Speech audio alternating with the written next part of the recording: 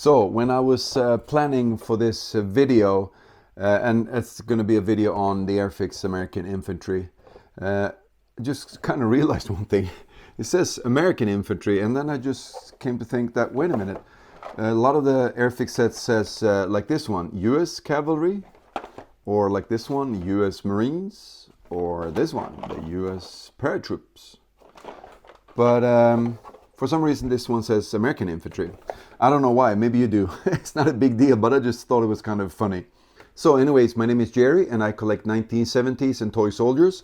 And like I said, today's video is going to be on this one, the Airfix 1/32nd scale American Infantry, released in 1969. So also in 1969, of course, Airfix released 4 other sets: Russian Infantry, British Commandos, German Infantry. On these 3 I made videos already. You can find those on my channel in a playlist for Airfix 1/32nd scale. And also they did this one, British Paratroops, which I haven't done a video on yet, the second type that is. So yeah, figure that out. So first want to have a look at the box art, but at the end also, if you want to see the figures up close, I always do like a spinning around thing with some nice music added, so you can have a look on the at the soldiers' figures yourself. But anyways, box art, always important. This one is really cool, kind of cartoonish compared to the later ones, but I really like it. A lot of action in there. Airplane overhead, landing on the beach, fighting their way up the shore. Some things on this one though that differed for the later ones. This soldier here is fielding a Thompson M1, and over here also as well. On the 73 box they actually changed that to a grease gun on both the figures, just because that's actually what's in the set. There's no soldier with a Thompson. The back of these boxes change a bit for the brown boxes. The first one was white, pretty basic. It says right here what was available at the time. Later, somewhere between 1969 and 72, they changed the back a bit and added a painting instruction, and it's more brown on it. And then for 72, they actually changed it to the round logo on these. I don't have those for the American Infantry. I just can't find them. I've never seen one with the brown back as far as the early American Infantry boxes go. And the one with the round badge is kind of hard to find. Seen a few lately on eBay, but nothing that I really want to get. The boxes were not in great condition. But yeah, as always, really nice boxes. Yeah, and they changed a bit over time. Like the Target box from 73, my favorite. I think that's what I get most reactions from people remembering these. And the back of those got even a little bit more details, painting instruction, and also some history on American Infantry. So that's kind of neat. And then in 1976, they changed a little bit, changed the colors around, added another language. This one is French, I guess. And then in 78 something, they also added German to these sets. And I have one here that's a little bit more rare, or whatever you want to call it. Hard to find. Made in USA. Airfix, US Airfix, Waco, Texas. And this is actually a pretty terrible little set of really shiny plastic soldiers. Yeah, these, as you can tell, really awful shiny, and they're a bit smaller than the European-made Airfix soldiers. So I think these were just casts made from existing soldiers and then reproduced in the US under license from Airfix.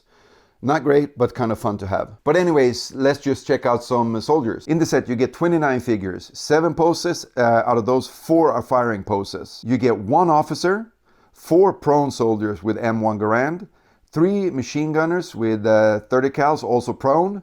You get 3 kneeling bazookas. You get 6 running soldiers with M1 Garands. You get 6 machine gunners with M3 grease guns. And you get 6 standing riflemen also with M1 carbine. So first, as always, the officer.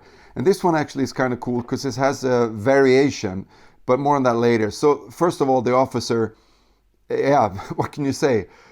True American hero, leading from the front. Really nice, dynamic pose, looks really cool.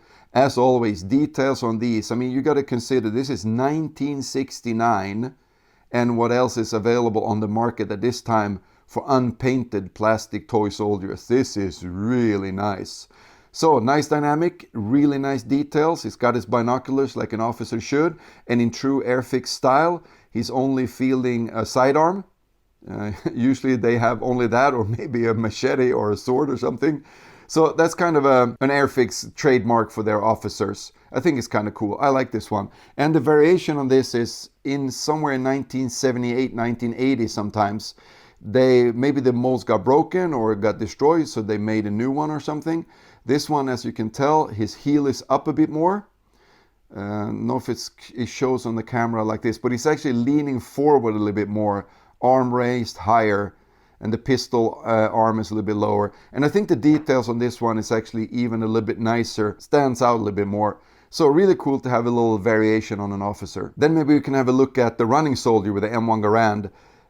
I'm not sure if he's got any ammo pouches. It's hard to tell. Sparse equipment. He's got a bayonet. He's got his little spade there. And he's got the water canteen.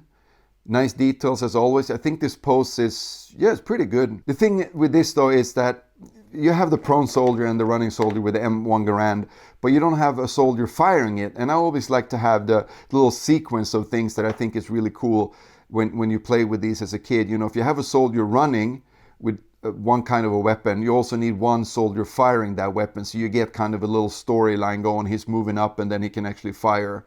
But other than that, this is a really nice little figure. And then prone soldier, same dilemma with this guy. There's no story to it, but it's a very nice little figure.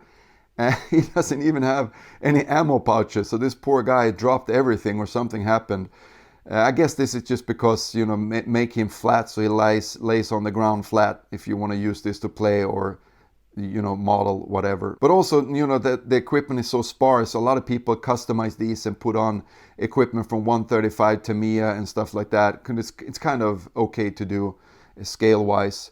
So yeah, anyways, really cool little figure, even though non-firing poses is not my favorite. And then now we're getting into this is a terrible kids territory. Toy soldiers without a base plate.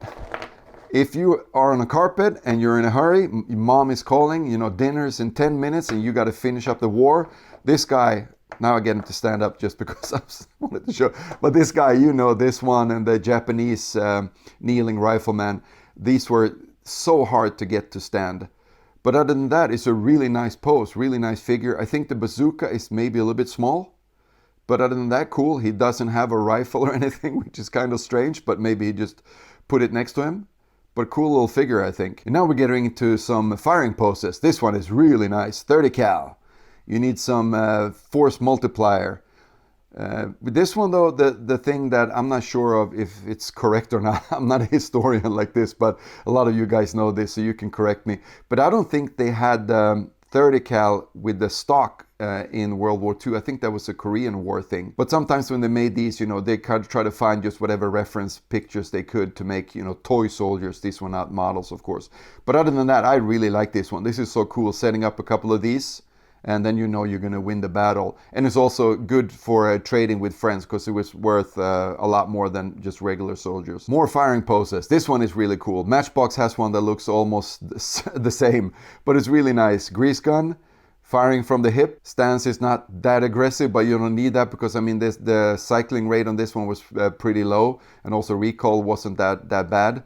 He actually has ammo pouches, this soldier, so that's good.